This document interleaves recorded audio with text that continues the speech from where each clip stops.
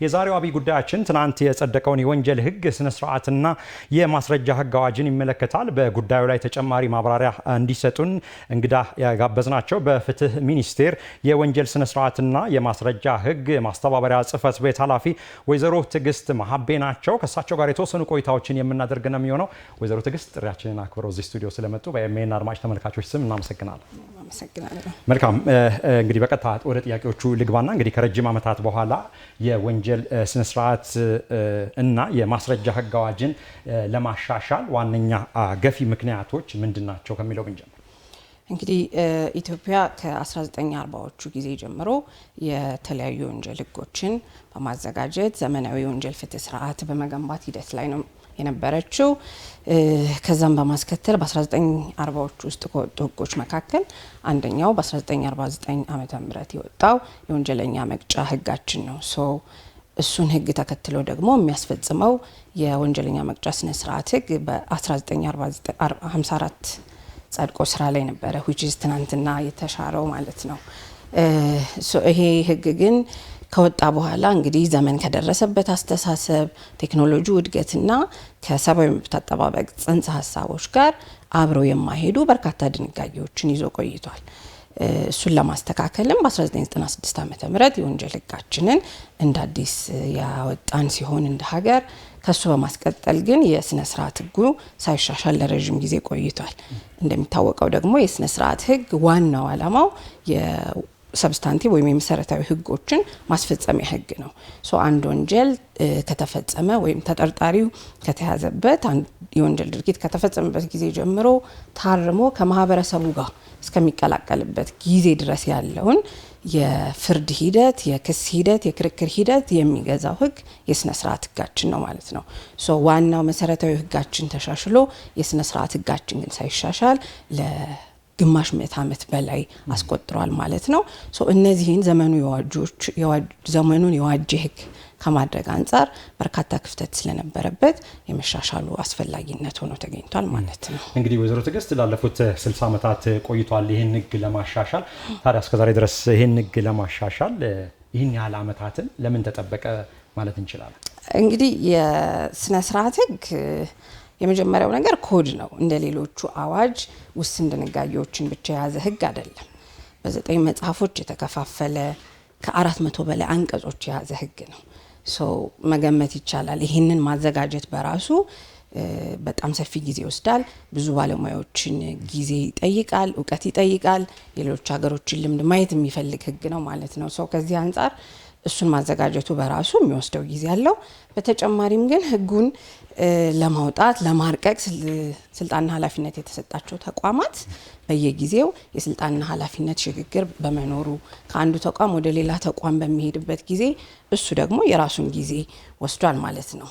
ሌላኛው ምክንያት እንግዲህ እንደሚታወቀው ይሄ ህግ የሚያስፈጽሙት አካላት የፍትህ ሴክተሩ የዳኝነት አካሉ በርካቶች ናቸው።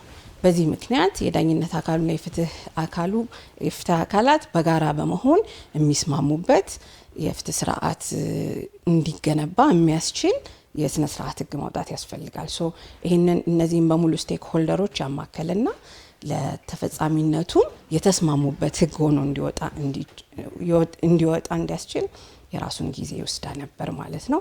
በዛ ምክንያት እንግዲህ ከ15 ዓመት በላይ በማርቀቅ ሂደትና በህዝብ ተወካዮች ምክር ቤት ከማጸደቅ ያለውን የጊዜ ሂደት ሊወስድ ይችላል ማለት ነው።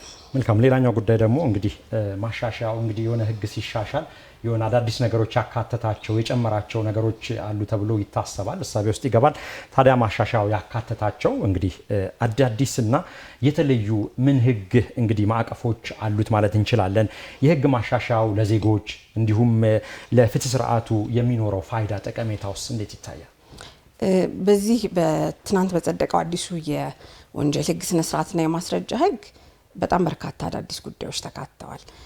አዲስ ጉዳዮች መካተት ብቻ ሳይሆን በህዝብ ዘንድ ብዙ ጥያቄ ብዙ ሮሮ ይነሳበት የነበረበትን ጉዳዮች በማሻሻል ትልቅ ለውጥ ያመጣ የወንጀል ፍትህ ስርዓቱ ላይ